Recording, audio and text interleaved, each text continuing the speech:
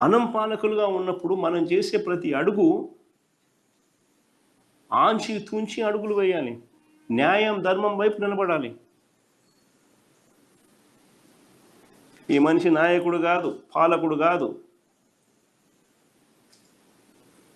అన్ని చెడ్డలవాట్లు, చెడ్డ గుణాలు ఉన్న ఒక తప్పుడు మనిషి. ఏదైనా భగవద్గీత చదివినా, ఏదైనా బైబిల్ చదివినా, ఏదైనా ఖురాన్ చదివినా కానీ మనకంతా దేవుళ్ళు ఆ గ్రంథాలలో మనకు చెప్పేది ఏంది?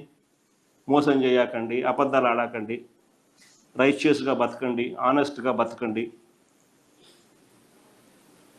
అని మనకు నేర్పిస్తారు.